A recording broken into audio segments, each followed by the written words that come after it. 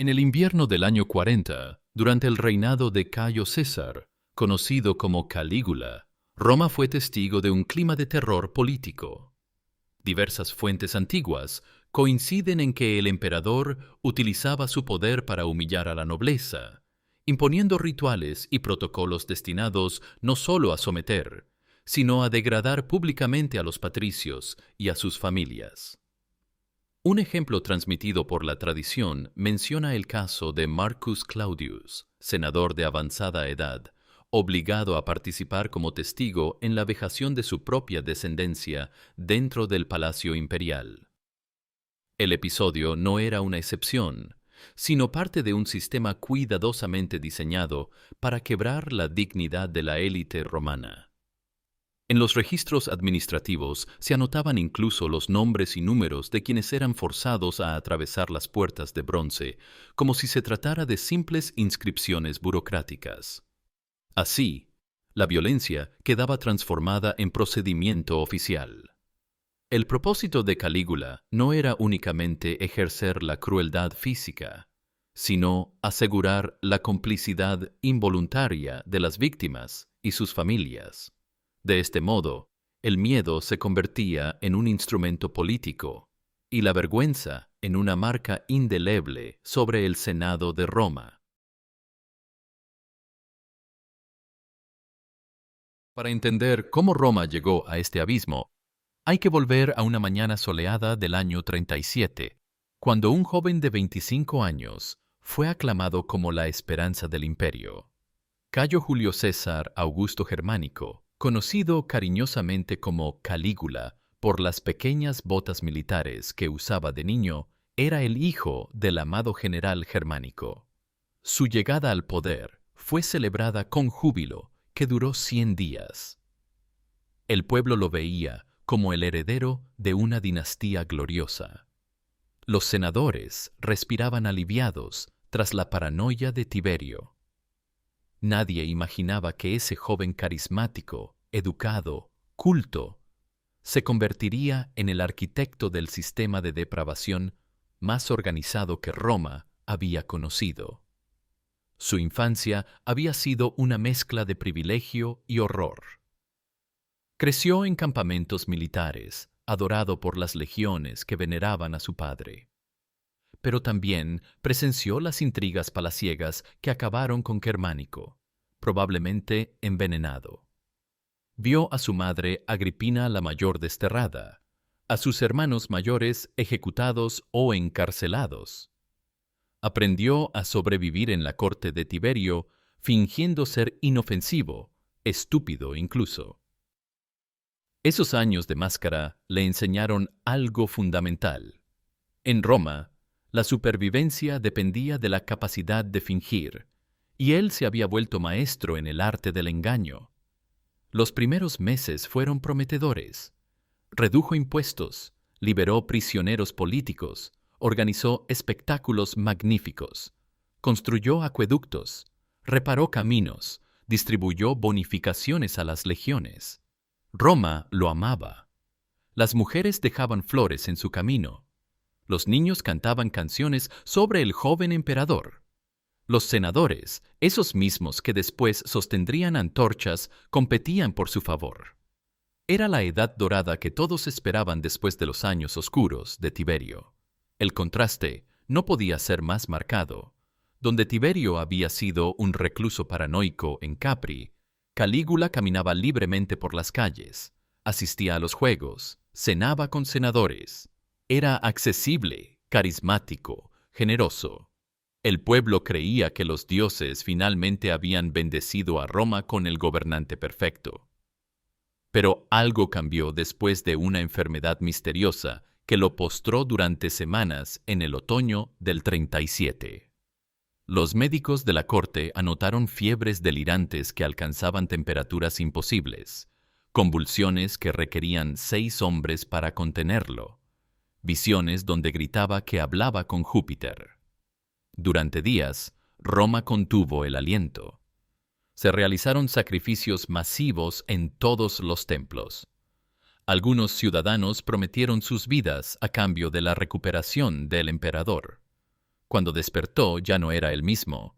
El primer signo fue sutil. Ordenó que todas las estatuas de los dioses en Roma tuvieran su rostro. Después vino lo impensable.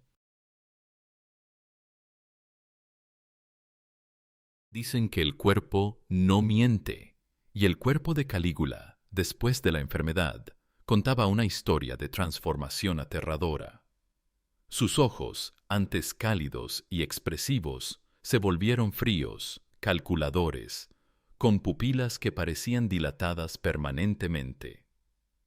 Desarrolló insomnio crónico, vagando por el palacio en las noches, manteniendo conversaciones con estatuas, con la luna, con enemigos invisibles. Los sirvientes lo encontraban en los jardines al amanecer, desnudo, cubierto de tierra, afirmando que había estado plantando el futuro de Roma. Pero lo que plantaba no eran semillas, eran los cimientos de algo mucho más oscuro. Comenzó con sus propias hermanas. Drusila, Julia Livila y Agripina la Menor no eran solo familia, eran las primeras víctimas de lo que se convertiría en política de Estado. La obsesión con Drusila era particularmente intensa.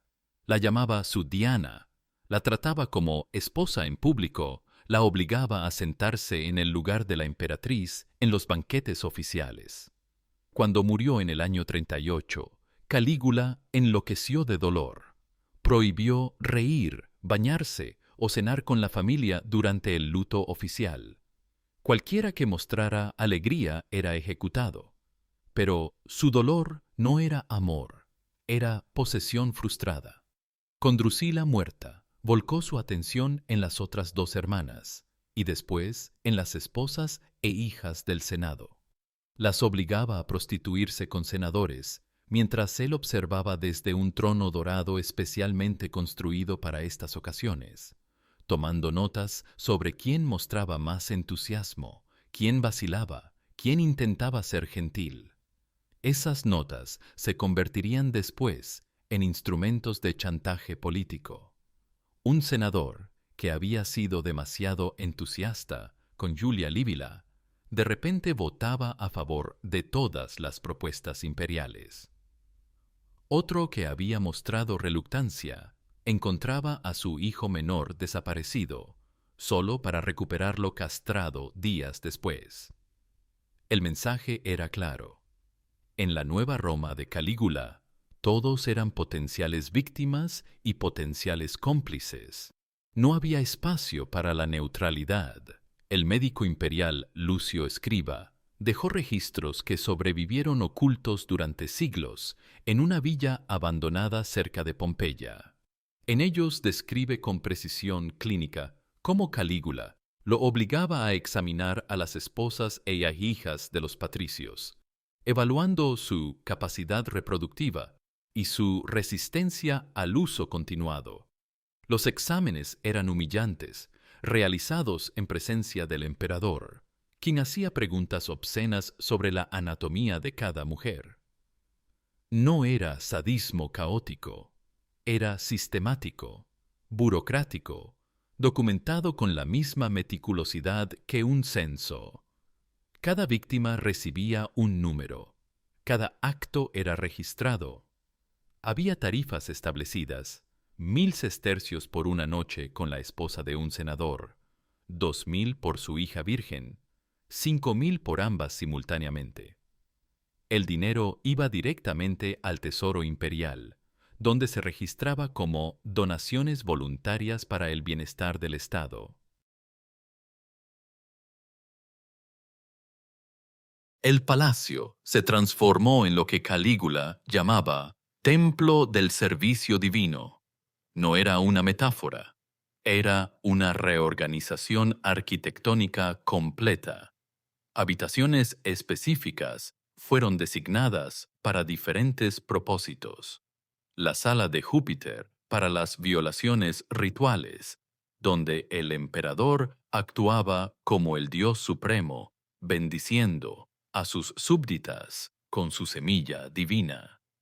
La cámara de Venus para las orgías forzadas, donde las matronas romanas eran obligadas a recrear escenas mitológicas. El cuarto de Príapo para la tortura sexual, decorado con frescos obscenos que el emperador había comisionado a los mejores artistas de Roma. Los muros de mármol traventino, que alguna vez albergaron debates sobre el destino del mundo conocido, ahora resonaban con otros sonidos. Y los senadores que construyeron ese imperio tenían que caminar por esos pasillos, escuchando, sabiendo, callando. El sistema tenía niveles de complejidad que desafiaban la comprensión. Primero estaban las esposas de los senadores, obligadas a servir en lo que Calígula denominaba el culto imperial. Tenían horarios asignados, uniformes específicos, togas transparentes de seda siria que costaban fortunas, rituales que seguir. Después las hijas, desde los 12 años, introducidas gradualmente al sistema a través de lo que el emperador llamaba educación divina. Pero Calígula fue más allá. Implementó lo que los documentos secretos llamaban programa de cría selectiva. Las mujeres más fértiles eran forzadas a concebir hijos que serían criados como esclavos imperiales perfectos, sin conocer a sus padres, entrenados desde el nacimiento para servir los deseos del emperador. El escriba anotaba cada embarazo, cada nacimiento, cada muerte infantil que eran frecuentes, pues muchas mujeres preferían métodos desesperados de aborto antes que traer niños a ese infierno. Los hombres no escapaban. Calígula instituyó la práctica de feminizar a los hijos jóvenes de las familias patricias. Los vestía con túnicas transparentes teñidas de azafrán, los maquillaba con albayalde y bermellón, les enseñaba a caminar y gesticular como mujeres, los obligaba a desfilar en banquetes donde eran subastados por una noche. El emperador mismo participaba, no por deseo, sino por poder. Cada violación era un mensaje político. No hay nada sagrado que yo no pueda profanar. No hay tradición que no pueda corromper. No hay familia que no pueda destruir. Pero lo más perverso del sistema era cómo involucraba a las víctimas en su propia destrucción. Los padres no solo sabían, participaban activamente, sostenían antorchas, firmaban contratos de servicio voluntario de sus esposas e hijas, votaban en el Senado las leyes que legitimaban los abusos, como la Lex Divina Corporis, que establecía que el cuerpo del emperador era sagrado y cualquier unión con él era un honor religioso. Calígula había descubierto algo más cruel que la tiranía, la complicidad forzada. No destruía familias desde fuera, las hacía destruirse desde dentro, convirtiendo a cada miembro en verdugo de los otros. El senador Publio Cornelio intentó resistir cuando le llegó el turno. Cuando llegó la orden de entregar a su esposa Livia al servicio divino, se negó públicamente en el Senado. Fue un acto de valentía suicida. A la mañana siguiente, encontraron a su hijo de 8 años, castrado en las escalinatas del Senado, aún vivo, sangrando, con un mensaje grabado en su piel. La desobediencia tiene consecuencias generacionales. El mensaje era claro. Cornelio entregó a su esposa esa misma tarde. 3 meses después, cuando Livia quedó embarazada del emperador, Cornelio tuvo que reconocer públicamente al bastardo como su heredero legítimo, renunciando a los derechos de sus propios hijos. La humillación se convirtió en ley. El Senado aprobó por unanimidad que cualquier hijo del emperador, sin importar la madre, tenía precedencia sucesoria sobre los hijos legítimos. El sistema requería una burocracia elaborada que rivalizaba con la administración del imperio mismo. Escribas especializados que llevaban registros en un archivo secreto bajo el Palatino.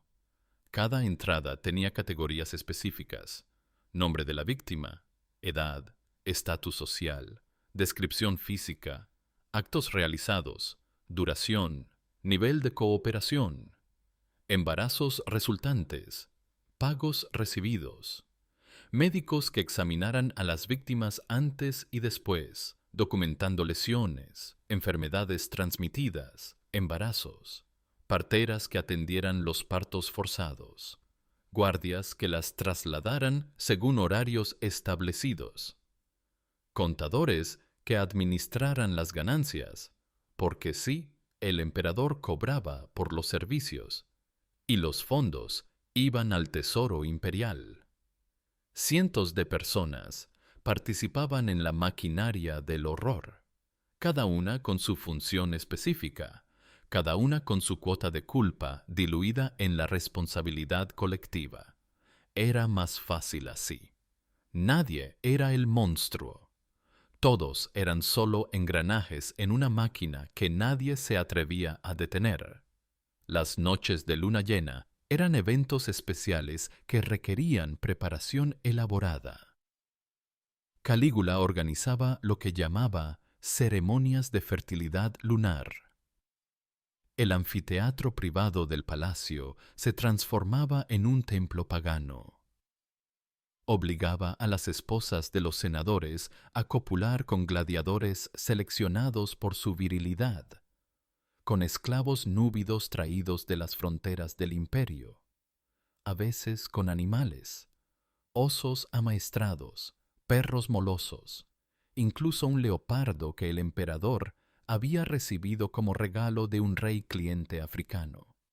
Los maridos observaban desde las gradas, vestidos con sus togas senatoriales, manteniendo la compostura mientras sus esposas eran degradadas de formas que desafiaban la imaginación. El emperador dirigía el espectáculo como un maestro de ceremonias divino, decidiendo quién iba con quién, cuántas veces, en qué posiciones. Tenía un cetro especial que usaba para señalar, decorado con falos de oro. Los escribas anotaban todo: nombres, actos, duraciones, especialmente notables actuaciones. Era el teatro del poder absoluto, donde el sufrimiento humano se convertía en entretenimiento imperial. Había una economía completa alrededor del sistema. Vendedores de ungüentos y aceites que prometían reducir el dolor, curanderas que ofrecían pociones abortivas en las sombras, proxenetas que entrenaban a las jóvenes en técnicas de supervivencia, médicos que especializaban en reparar los daños. Todos cobraban, todos participaban, todos se beneficiaban del horror. Roma entera se había convertido en cómplice. Los comerciantes sabían de dónde venía el oro que gastaban las familias senatoriales, pago por el silencio y la participación. Los sacerdotes bendecían uniones que sabían forzadas. Los poetas componían odas al emperador que describían, en lenguaje florido, atrocidades reales como si fueran hazañas míticas. Dicen que el cuerpo no miente, y los cuerpos en el palacio de Calígula contaban historias que ninguna crónica oficial registraría jamás. Cicatrices que formaban patrones, como una escritura secreta del dolor. Vientres hinchados de embarazos no deseados que las mujeres intentaban ocultar bajo túnicas cada vez más amplias. Rostros que habían olvidado cómo sonreír, donde los músculos de la alegría se habían atrofiado por desuso. Había una joven, Valeria, hija de un senador menor, que después de meses de abusos sistemáticos dejó de hablar completamente. No era mudez física. Los médicos confirmaron que sus cuerdas vocales funcionaban. Era que ya no había palabras en ningún idioma para lo que vivía diariamente. Su silencio se volvió tan profundo que parecía contagioso.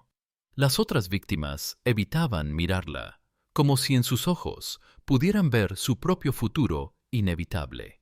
El emperador desarrolló obsesiones específicas que evolucionaban con el tiempo, cada una más elaborada que la anterior. Le fascinaba hacer que las madres presenciaran la violación de sus hijas y luego invertir los roles mientras él narraba la escena como si fuera un poeta recitando versos. Creía que destruir el vínculo materno-filial era destruir la esencia misma de Roma, la base de la pietas que había construido el imperio. No era solo crueldad, era una filosofía retorcida. Si podía corromper lo más sagrado, el amor maternal, la inocencia infantil, el honor paterno, entonces era verdaderamente divino. Los dioses, después de todo, violaban mortales en los mitos. Zeus se transformaba en animales para satisfacer su lujuria. Él solo estaba actualizando la tradición, llevándola a su conclusión lógica. Había intentos de resistencia, susurrados, desesperados, casi siempre fatales. Algunas mujeres intentaban envenenarse antes de ser llevadas al palacio, ingiriendo cicuta o acónito robado de los jardines imperiales. Otras se desfiguraban el rostro con cuchillos o brasas, esperando volverse tan repulsivas que fueran inútiles para el sistema. Pero Calígula tenía respuesta para todo. A las suicidas las resucitaban los médicos imperiales, expertos en venenos y antídotos, y las castigaban con sesiones dobles, a veces públicas en el foro. A las desfiguradas las usaba igual, diciendo que la belleza era prescindible para el servicio divino, que de hecho la fealdad hacía el acto más puro, menos contaminado por el placer estético. No había escape. Las que intentaban huir eran cazadas por los especuladores, la policía secreta imperial, y traídas de vuelta para castigos ejemplares que involucraban a toda su familia. El archivo imperial crecía exponencialmente. Miles de entradas, cada vez más detalladas, más específicas, más burocráticas. Cada acto tenía su código, su categoría, su subcategoría. Había formularios que llenar, protocolos que seguir, cadenas de mando que respetar. Era la contabilidad del horror, tan meticulosa como los registros de impuestos o los censos poblacionales. A veces, Calígula los leía en voz alta en el Senado, eligiendo entradas al azar, obligando a los padres y esposos a escuchar los detalles de lo que les habían hecho a sus seres queridos. Entrada 346. Julia, esposa de Marco Antonio Primo. 4 horas. 6 participantes. Embarazo confirmado. La vergüenza pública era parte del castigo. La memoria colectiva del trauma era su legado. Quería que Roma nunca olvidara, que cada generación futura supiera lo que el poder absoluto podía hacer. Los pretorianos, la guardia élite del emperador, eran parte integral del sistema. No solo custodiaban, participaban activamente. Calígula los recompensaba con las víctimas después de usarlas él mismo. Era otra capa de humillación calculada. Las mujeres de la nobleza romana, violadas primero por el emperador, después por sus guardaespaldas. Y todo documentado, todo archivado para la posteridad. Había un pretoriano, Casio Querea, veterano de las guerras germánicas, que el emperador humillaba constantemente. Se burlaba de su voz aflautada, lo obligaba a usar contraseñas obscenas, lo hacía desfilar desnudo. Querea había participado en el sistema como todos. Pero algo en él comenzó a quebrarse. No era compasión por las víctimas, era rabia por su propia humillación. La noche del 24 de enero del año 41 fue especialmente brutal. Calígula había organizado una competencia de fertilidad divina. donde obligaba a las esposas de los senadores a competir con gladiadores. Los números se gritaban como en una subasta. 20, 30, 40. Los cuerpos se movían mecánicamente, ya sin alma. Fue la última ceremonia. Al día siguiente, mientras Calígula caminaba por el corredor subterráneo hacia el teatro, Casio Querea y otros pretorianos lo emboscaron. Lo apuñalaron 30 veces, incluyendo una herida deliberada en los genitales. Era simbólico, pero la ironía era evidente. Los mismos hombres que lo mataron habían sido parte del sistema. Su esposa Milonia, Cesonia, fue asesinada 1 hora después. Su hija Julia Drusila, de apenas 2 años, fue estrellada contra una pared. Los pretorianos querían borrar todo rastro de la dinastía. Pero no podían borrar los archivos, los embarazos, las cicatrices, la memoria. El nuevo emperador Claudio declaró damnatio memoriae. Todas las estatuas destruidas, todas las monedas fundidas, pero algunas cosas no se pueden borrar. Los hijos del programa de cría crecieron sin saber quiénes eran. Las víctimas envejecieron con sus secretos. Los padres que sostuvieron antorchas nunca pudieron mirar a sus hijas a los ojos. No era un hombre quien había muerto, era un sistema.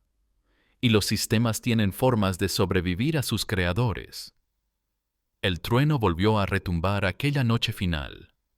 Marcus Claudius aplaudió la muerte del emperador con las mismas manos que habían sostenido la antorcha. Su hija Claudia, la número 247, nunca volvería a hablar. Calígula no inventó la depravación. Inventó el manual para institucionalizarla. Y ese manual, aunque quemado, siempre encuentra forma de reescribirse. Sin padres que los protegieran, sin leyes que los ampararan, los niños del imperio aprendieron que hay males que trascienden a sus perpetradores, que se enquistan en las instituciones, que se transmiten como enfermedades generacionales. Si esta historia te ha estremecido, compártela. No por el morbo, sino por la memoria. Porque olvidar cómo se construyen los sistemas de abuso es permitir que se reconstruyan. Suscríbete para más relatos donde el pasado advierte sobre el presente, donde los monstruos no son mitos, sino hombres con demasiado poder.